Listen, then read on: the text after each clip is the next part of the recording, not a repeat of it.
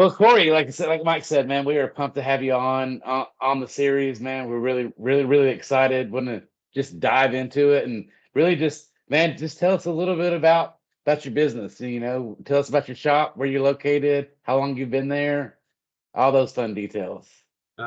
So it's the name of the shop is Rosema's Car Care. I'm a second generation owner. My dad started it in 1974. He built the location that I'm in right now. Let's see here, when I was 16. So Oh, wow. 28 years ago. So 1995, something like that. Um, my wife and I bought it in 2016. And yeah, I mean, I did it basically by myself with my wife doing the books for the whole first year, phones, fixing, estimating the whole deal. Hired our first employee after about a year, maybe just a little bit under that. And then a second one a month after that, and a third one a month after that. And we've just grown and grown and Fast grown. growth, yeah. And now we're up to 11 total employees, including my wife and I. We just got done, well, not just, we got done with an addition about 2 years ago, a little over 2 years ago, where we added 3 more bays, and then added what you see behind me. This is like the employee break room. We tripled the size of our customer area, gave space for to add a second advisor, and a kind of like a corner nook, I guess, maybe, that my wife uses and that I use on occasion. Man, So that's yeah, awesome growth. Congratulations. Yeah, man. Thank you. It's crazy. And then the first of the year, we took over a building just up the street, and trying to start a ADAS calibration shop. That is, it's not a challenging work. It's hard to get the body shops to buy into it. Even though the insurance companies are willing to pay for it. It's just like, having those customers wait that one extra day to get those calibrations done is, I don't know, like, it's just a challenge, at least for me, to get across to them. There's a couple mobile businesses in the area that do a little bit better, but they're also calibrating cars like out in the parking lot, doing it in the rain, doing some in the dark, which the dark is less of an issue. But you go out there and you see the car kind of on this angle, and you're like, kind of wonder really how good of a job that's doing. So Yeah. Right. Yeah, so that's kind of feast or famine. But That's very interesting. So talk a little bit about that ADOS. What was the what was the impetus to get Roseman's Car Care to kind of go into that realm of things? I know it's out there, and I know it's becoming a more popular thing for the automotive industry. I'm not sure that a lot of people have adopted it. So where was your all's mindset? And how did you decide to go ahead for and me, it tackle was that? less about like driving bigger numbers or anything like that, as much as what it was, towards the end of each year, I always kind of asked my techs, September, October, it's like, hey, what big purchases do we need to make by the end of the year so that you like coming to work next January? And like, we have good lab scopes, we have good everyday scan tools, we have enough of the OEM tools that they were content. And it was actually 2022, they were like, hey, we really want to do ADAS stuff. And so I did a little bit of research and a little bit of digging, and like, oh, there's no sense in buying the equipment if I don't have a good building to put it in. So we just kind of didn't put it on the back burner, but like, okay, I have to look for a building. And then midway through the year, we found a building. So I'm like, cool, let's just kind of bite the bullet and go.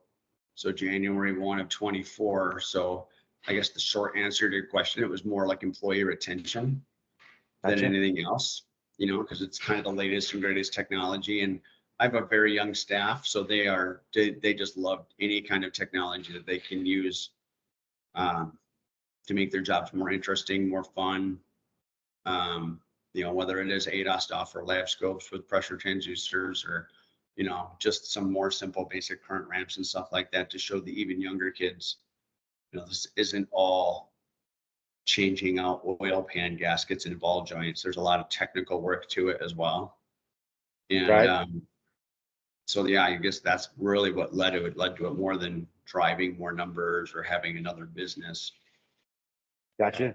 I Speaking of, speaking oh, of that, I sorry. follow you on social media, and I notice on Facebook you do a lot of stuff for your employees. You include them in your social media posts. I mean, I think the latest one I saw was the tire race. So I and then you said that about employee retention. So I'm kind of getting a feeling that for you and your business that is a really big lifeblood for you, right? Is keeping Yeah.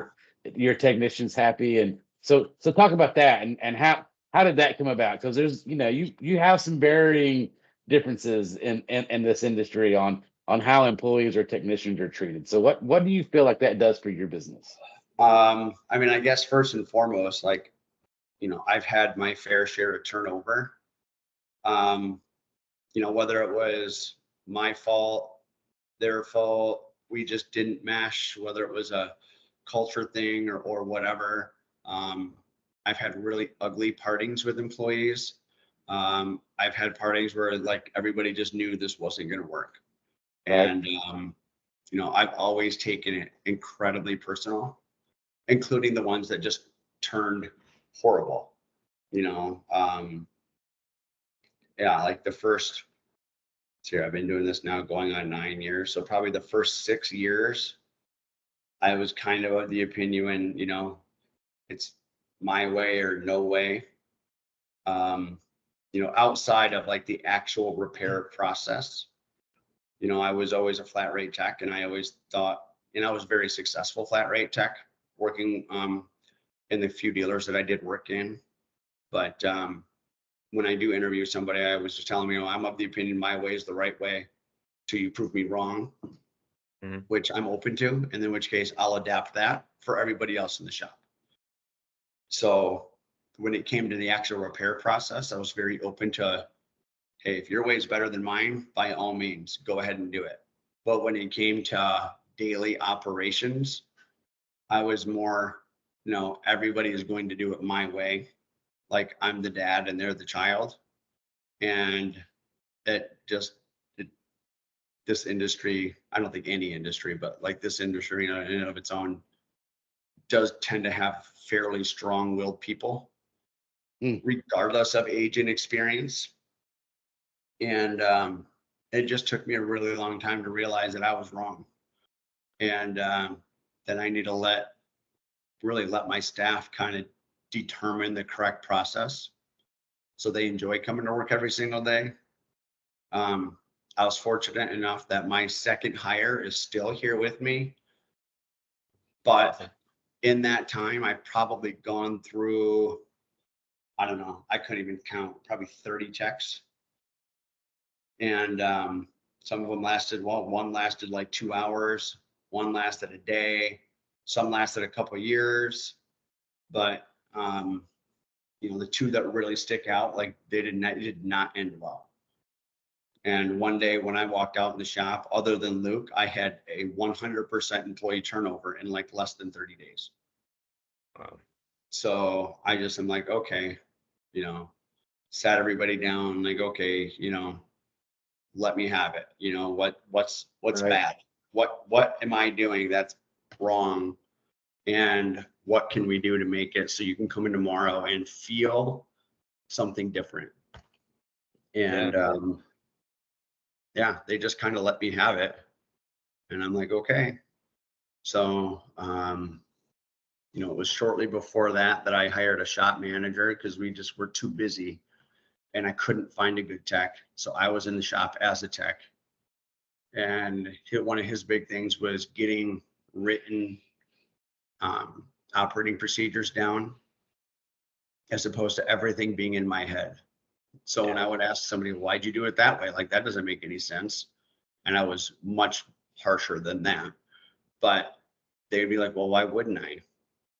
And I'm like, well, that's because they didn't know. Like, Yeah. I was of the opinion everybody could read my head. And that was just ridiculous. Yeah. Like, once we started getting things down on paper, it didn't necessarily cure the turnover thing, but at least everybody then knew the expectation. Right. That's very important, right?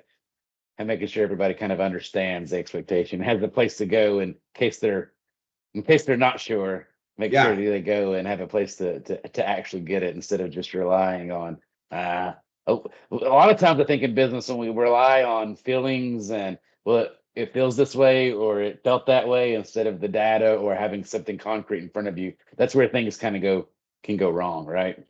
Yeah. oh, 100%, Yeah. 100%.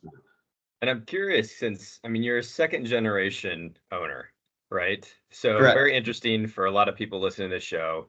A lot of people want to get into it. You know, maybe their parents own the shop and they're trying to figure out, hey, how do I take this over? Not only how do I take it over, but do I scale it up, right? I mean, you're on your third shop. So not only did you take it over, but you made it more successful.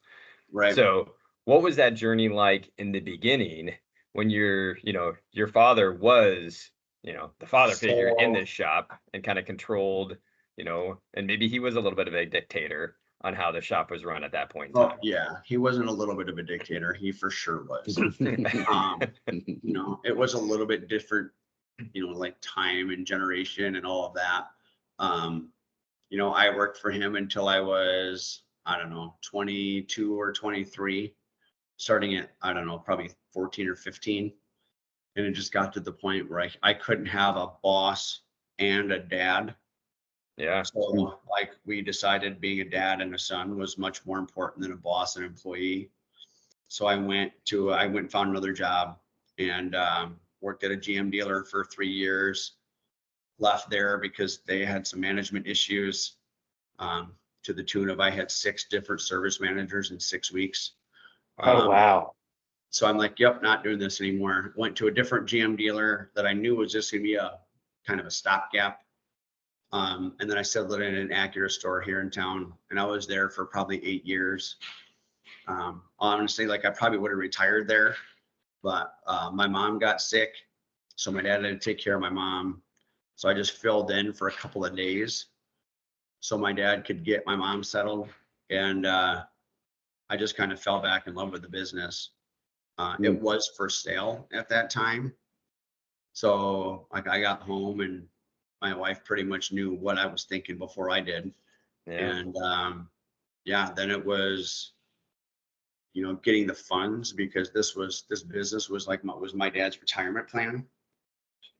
I mean, he had somewhat of a 401k and some or whatever they want to call it, retirement, Roth IRAs, whatever, but not a lot. So it was his business and his house. Those were the two things they could downsize into a condo. And he was here by himself for probably 3 years, 2, 3 years. Um, he had no debt realistically. So it Mhm. was, I got to pay, car insurance, keep the lights on. So if he has $1,000 or $2,000 a month in profit, like he was fine. And we didn't want to do the work. He just, I'm like, yeah, why don't you bring it to this place up the street or this place up the street? So, I mean, realistically, for me to scale the business to was just yes. Like when they say, hey, my car's doing this, can you look at it? Absolutely, we can. And it didn't take. There were a lot of days I came to work and they had no cars in the parking lot, but for the most part, it was just work really hard. Um, I didn't turn anything away, regardless of make, model, age, condition. If I had to pick the car up and then put screw jacks on either side to keep the frame from bending while it was up in the air, I mean, it didn't, I would do pretty much anything on anything, um, just to get the customer base back up. Hmm. Uh, and then, once we got to the point where I had a semi-established crew, then I'm like, okay, now we can start focusing on like actual profit dollars versus just money coming in and money coming out and just having that all Right. cycle through. Yeah. Picking the What kind right of jobs instead advice? of just having car count, right? Yeah. Yeah.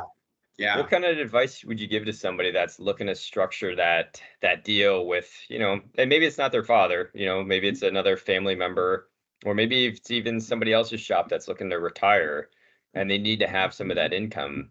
Any advice or thoughts on how they could structure a Um, deal where they could take over that shop? I mean, for me, um, I mean, if it, like for me, like I had to get the purchase price up so that it Mhm. was enough for my dad to retire Right. on, because like when the bank came in and evaluated what the worth of the business was the first time, it was basically zero.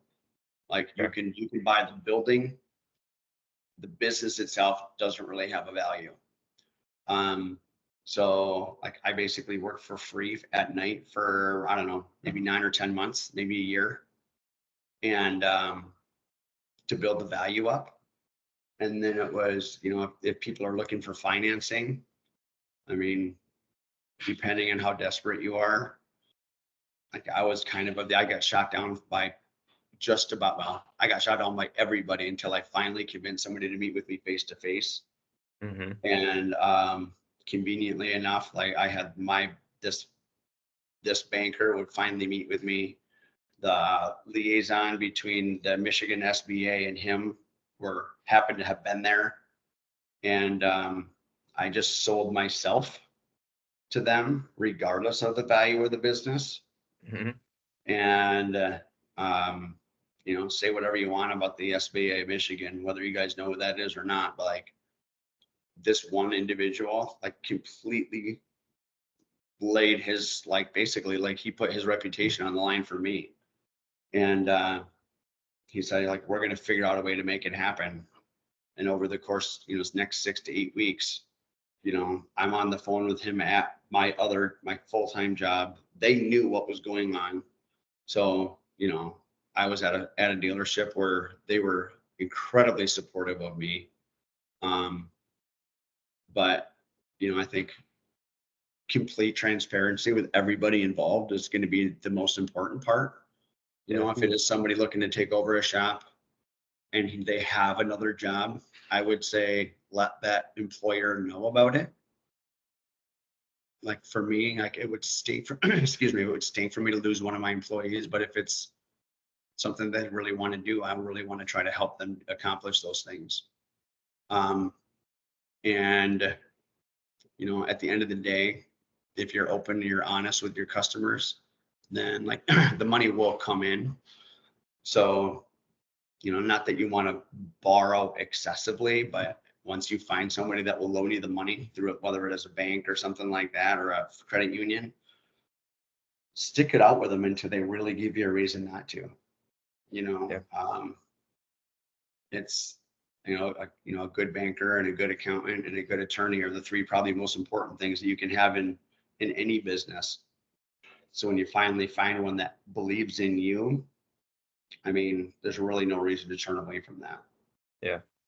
Was owner financing ever an option for you? I've seen that done Yeah. a few times where it's like, So hey, you could just make payments to your dad or to another individual, right? yeah, Instead of so doing with the he bank route. did. My dad did. Oh, what was the percentage? It was like 25% owner financing. Okay. But that couldn't be paid until I was profitable or 24 months. Yeah, 24 months went by. Got it. So, yeah, I mean, I think I was able to start making payments pretty quick. Awesome. Just saying yes and people driving by and seeing cars in the parking lot again, they were like, oh, something's changed. Hmm. So, yeah, owner financing, I guess if that's an option, by all means. Yeah. And then how did you, I mean, I know you did everything that you could to build back up that business, but how about on like the branding or the marketing side? Any major changes or investments there to help Uh, grow the business back up?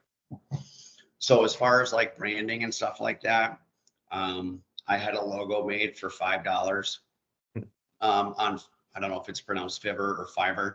Fiverr, yeah. I found it on accident one night and I just kind of like $5. I'm pretty sure I can spend $5 of my wife's money without her caring. So I just sent them everything that I had, all the jumbling in my brain. And for $5, back then it was all of their, you know, production people put something together and the one you accepted got $5. Yeah. But I had probably 200 options. Now you pick one, you pay them $100 and hope that you like it. Yeah. Which I've done since then. But so that was, and I still use that same logo today. And it literally cost me $5. It's awesome. Yeah, it So doesn't have to be expensive. no, it doesn't. And then just put it everywhere, anywhere and everywhere that you can get it onto. I mean, I didn't have a ton of money to start with. I mean, we literally started the business. We had $400 in our bank account, like total. The business, personal, everything, because we paid off all of our debt before we signed the loan on the business. So we had $400 to our name other than assets. And I spent that pretty quickly on just getting that logo out there, whether it was little footballs thrown at the football games, basketballs, towels, whatever. At the time I was on like the tail end of a endurance athlete hobby. I did a lot of triathlons and stuff on the weekends. So I would donate oil changes and stuff like that to the winners. And those are people that all basically have a lot of disposable income. So they would drive from 15, 20 miles away to let me do the oil changes or let me do their brakes just as a favor. So, and like, I tell you, if you're starting out, like take favors from people. Yeah. Right. Like swallow your pride and be like, hey, I'm struggling, and because nobody wants to see somebody fail. Yeah. Well, Corey, I mean, throughout this conversation and then, similar to William, checking out the different social posts and even other podcasts that you've done, I mean, your leadership journey has been amazing, right? I mean, from where you started to the growth to where you're at now, what do you feel is, that drove that, that inspired you to really grow as a leader? I mean, was it education? So, Was it books? Was it just, having to do it through experience? a little bit of experience. I tell people I can barely read, which isn't true, but I don't like reading very much. I do like to listen to podcasts a lot. So I listen to like the Changing the Industry podcast. I listen to Ed Milet podcast. Yeah, that's pretty awesome. So So is Lucas. 3 years ago, I joined a entrepreneurial group that's located solely out of Grand Rapids. So there was a class. My class has 8 people. We're all entrepreneurs, self-employed business owners with various levels of success. So I was able to draw from them. I'm on the tail end of a leadership class that's 12 months long. Basically, I mean, taught by a very, very, very successful West Michigan CEO. And, it's for all intents and purposes, it's the equivalent of like a master's degree in leadership without having to go to school for 8 years. Right. So it's 12 days, 1 day a month, and it's all day. And when you leave there and your brain is just exhausted and full. And you just learn all types of different leadership techniques, how to have adult conversations, even in tough spots, whether it's with a client or a customer or even like my kids. That's helped me immensely with my 2 boys. To pinpoint it down to one individual thing, I think that would be a really, really hard thing for me to do. Yeah. Well, I mean, the accumulation of all of those workshops and all that studying and the listening, I mean, it's really shown in the growth of your business. I think for anybody listening to the show to understand the impact of that wisdom that's gained, right? That knowledge, that experience that then you're able to put to work. And it's also just one thing to be able to listen to those things. I built businesses and it can be lonely at the top as a CEO. All the weight falls on your shoulders and, all of the mistakes that are made, you have to own up to those and grow from them and improve upon them and all the people that you touch. And I think it's pretty awesome, like how you've continued to grow your business and now you're growing your business with a younger generation, which is a different type of challenge as well. And I'm just curious, like, how did you pick kind of like that demographic? Is that just kind of who you've kind of found to be the right culture for your business, or? I would say it's kind of more happenstance. I mean, Luke has been here the longest. There's a little bit of debate between him and I'm pretty sure he rode his bike here because he was 15. He says, no, I only ever drove. So he was 16. Either way, it was very close. Now he's 22 and he's married with a little girl at home. Very cool. But I'm trying to think. It was probably 3 years ago, 2 years ago maybe, where I said, like my hiring has not been great. So I will kind of be the filter and make sure the people are at least semi-qualified. And then on our Wednesday lunches, rather than doing a Scanner Dan or a Super Mario video or something like that, they'll come in and they'll just sit and they'll get pizza or wings or Chinese food or whatever. And they'll just talk, whether it's 30, 45 minutes or an hour or more. And they can ask each other questions. They can ask questions about me.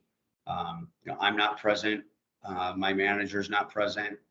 I try to get at least one of my advisors in here the whole time so that they can get their feedback and stuff like that. But it's, I think I tell people like I have 51% say, they get 49. Mm-hmm. And kind of depending on the day, like I think that flip flops. Like maybe I get 49% say and they get 51. Because you never know. Like I tell them, ask anything you want to. Like my guys have 100% okay to be completely honest. Whether that's telling them about the people that we've parted ways with that, was not my best moment for sure. But just trying to create that comfort, because whoever comes in here, I don't want them gone in 6 days, 6 months, or 6 years. Like my goal is for them to be here indefinitely. It's maybe unrealistic, but that's the goal. Yeah. Well, when you hire somebody, I mean, you want to keep them as a part of the family for as long as possible. Yeah. And I love that you're bringing in other people into the conversation. So many people hire out of desperation. And it's like, oh, look, I got a candidate. This person seems like they have the skills to do it. So let's just bring them on, and don't even think about that culture fit or have them talk to other folks. You're right. I just needed to get somebody in now. And I think taking that approach to make sure that they talk to the team, we do that and within our business as well, is right. Let's have the whole team talk to them. Let's first make sure that this is a culture fit, and, get all your questions asked. And figure out, if this is a job that you really want to be at. And I think that's extremely important. Yeah. Yeah. And then also like giving them, whether the person you're hiring or your current staff, like, hey, 6 weeks in, like, were we right? Yep. Because like, I'm okay with saying I was wrong. Like I learned a couple years ago, like I'm wrong way more often than I'm right when it comes to people. So I rely on the other 10 people that are here. So when we bring in employee number 12, which we met with a guy for lunch today, I assume everybody younger than me is a kid, so my bad.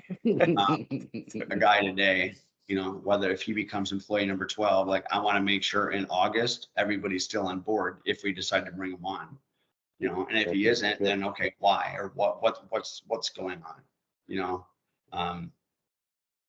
because like these people get there with each other more than they're with their wives and their moms or dads or right, partners or whatever it is. So it's just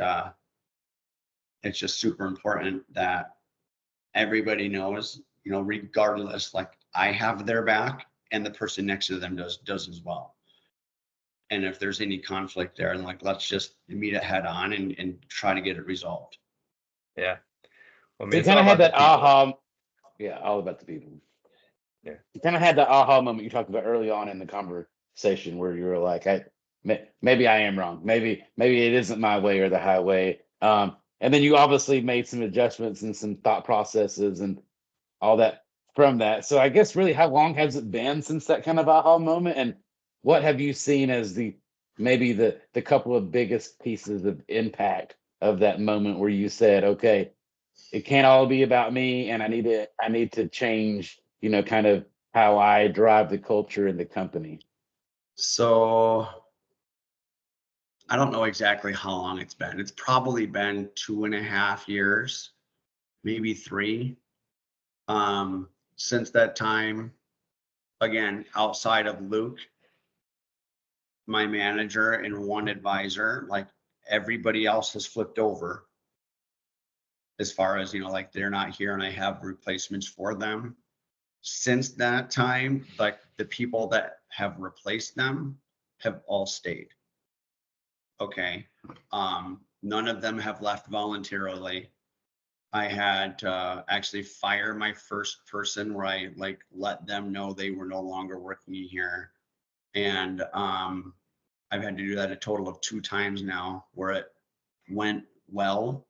It wasn't screaming and shouting and threats and violence and this and that, and I mean on both directions, not just the person that wasn't working here. Like I was not a good role model, I'll say, at that particular moment. But one of them left and he kind of knew what was happening. He knew why it was going on. Another guy, after having a conversation with him, I told him, like, I don't really think that this is the industry for you. Like, I think that you are mechanical. You are not a mechanic or an auto tech or whatever label you want to put on it. And I actually helped find him a different job.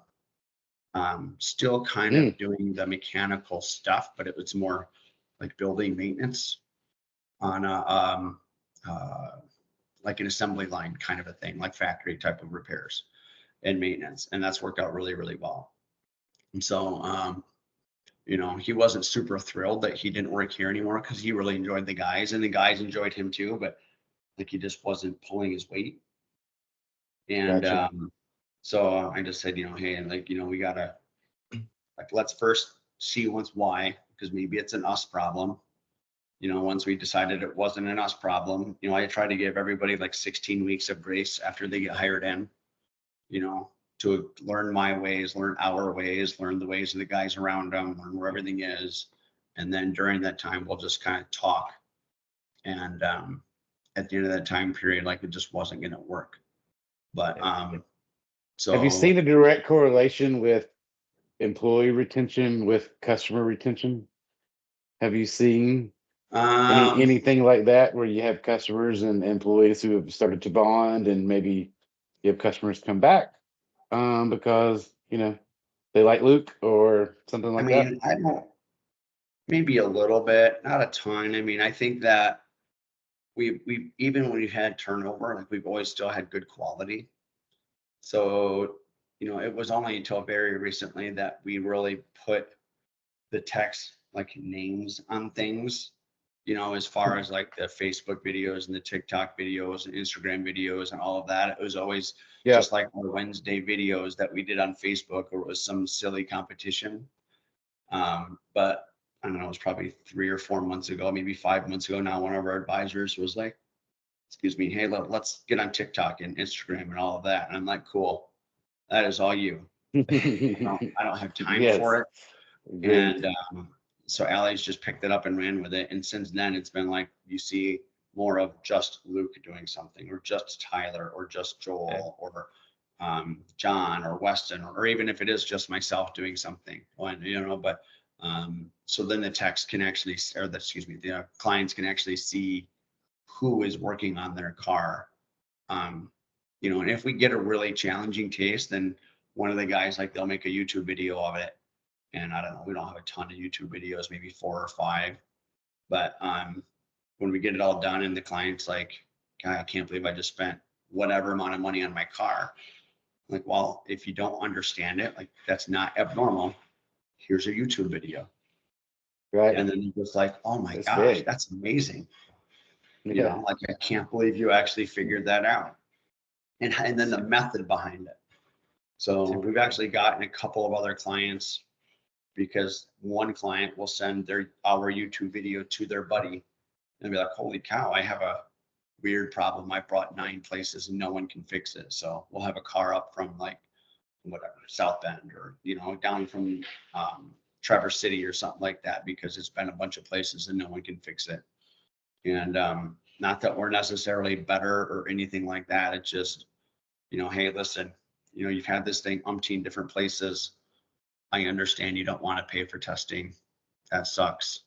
But if you want us to do it, I don't want to call you every hour and ask for another $150. Like, let's just start with $500. It'll give my guys 3-ish hours to duplicate the issue, come up with a game plan, and try to diagnose it. And everything will be written down. So you'll know what we did to duplicate it. We know the test plan ahead of time. You know what tests we actually did, the results of all these tests. And now it's like, okay, this is the repair, or these are the next steps of tests that we need to do. And it's going to cost X amount of dollars. And pretty much without fault, everybody's like, I'm on board with that. Right. So, whatever label you want to put on that. I mean, I didn't come up with that idea, and I forget who did, but it was like, that's kind of genius. So, Yeah. Well, it's been an industry shift, right, in the last few years. We've all started to realize that having an educated customer is good for business. And being transparent and all those things. I know that's been a shift for the industry. The industry wasn't known as being transparent and wanting to really have their customers really know everything they were doing. And when you come with DVI and all those cool things, and just social media in general, I think we've all come to the realization that if you can actually explain to a customer and show them exactly what you're doing and why you're charging the way you are, most Yeah. of us don't have any problems paying for it. When you just give us a large amount of money and say, here's what you owe me, and can't tell me why, that's when we start to question, right? So I Right. think that's really good. I think that's huge for the industry. And Rodney, do you have some sort of standing operating procedure when it comes to testing and diagnosing and a certain labor that you charge for that, that Yeah. you do for everybody, or is that something that you're flexible with? I'm gonna say yes with like an asterisk. Fair Like enough. the level 1, 2, and 3 testing, we got into that. I mean, not long ago, like maybe 2 or 3 months ago, where it was, anything and everything. Like, hey, my car is doing this, unless it's a sound, is I think it's $195 or something to start. And then sounds, we just charge half an hour for, because normally it's a clunk or rattle. Normally it's a pretty simple thing. If it's my car does this while turning left, it judders, or it's got this weird vibration or something, we're going to start them out at, it is still 1 hour, but it's at a higher rate. If they say, like, we had this Lexus that this client's son tried to do this, that, and the other thing, that pretty much jumps right up to like a level 3, where someone else tried to fix it, and now it's in worse situation now than what it was when it started. So that was one reason he gave us $500 to start, and I told him it's 3 hours, so whatever the math is on that. And then, if we have one that's, hey, I just came from this shop, it was a referral from this shop, then we'll do it, and we'll call it like a level 2. And then it'll be 2 hours at $350 or $400. So it's a little bit more yet, but so yeah. But then we also use labor matrices too, because until recently nobody really made any money doing engines. Nobody made Right. money doing transmissions. So it's like, I'll just send them down to the transmission shop up the street, let them dink around with it. But so. Or warranty companies, like that's a whole separate topic. But so like as the labor time goes up, the labor dollar goes up as well. So, that way it doesn't destroy our effective labor rate and things like that. Gotcha. I've been caught on shops like yours for 20 or so years. For a variety of reasons. And one thing I always found interesting, and I'd love your take on it, is I'd be in there and I'd be talking to a shop, and maybe I was trying to sell them something, or I was trying to give them some advice, or, oh, we don't do that. Okay, well, what happens when your best customer comes in and says, hey, I need you to do this? And they go, oh, we refer them down the shop down the street. Like, well, how many times do you have to refer that customer to the shop down the street before they just stop coming here and go to your shop? So I've always kind of wondered that dynamic. I get it that we're a community and we always want to help, and there's enough business around for every shop to be very, very busy and all the business. But is there anything you guys specifically don't do or like that where you would refer to somebody else, or how do you go about, how many times does the customer have to come in and ask you to do something before you go, oh, maybe we should start doing that? Those kind of things. So transmission overhauls, differential overhauls. That's really the only thing that we won't do here. Gotcha. If the client is insistent on getting it repaired or replaced, then, I have a good relationship with the trans shop up the street. I'll just do it myself, and call it a sublet. Gotcha. I'll let the client know, like, hey, if you drive by and you don't see your car here, that's because it's up the street. I'm going to take it to them. You're still only going to write a check to me. And, Right. if that means we pull the trans out and drive it down there to them, drop it off so they can do it on the bench. Or we drive the truck down there and they throw some new gears or something in it because they don't want to do the whole housing. That would really be about the extent of it. Yeah, but they still say your customer. They're still your customer. Yeah. You're still communicating they're not with writing them. a check out Right. to, Right. Plank Street, whatever, up the road. We try not to do that. Outside of like maybe powertrain warranty issues, we're like, listen, you want to pay us 10 grand and put an engine in your car, we'll do it. You could take it up to the GM dealer up the street and they will do it for you for free. Right. Your call, which obviously then they would go up there. And, like I've gone back and forth with a couple of different GM dealers because they're insisting it's not powertrain. And I'm like, yep, that's powertrain. And, so some of the dealers around here aren't big fans of Rosemus Car Care, management wise, because like, I don't have any problem. Like it's in fine print. Or not fine print. It's printed right here. Like I had a client with a, So you're an advocate for your customers is what you're saying. Yeah. Exactly. Short version. Absolutely.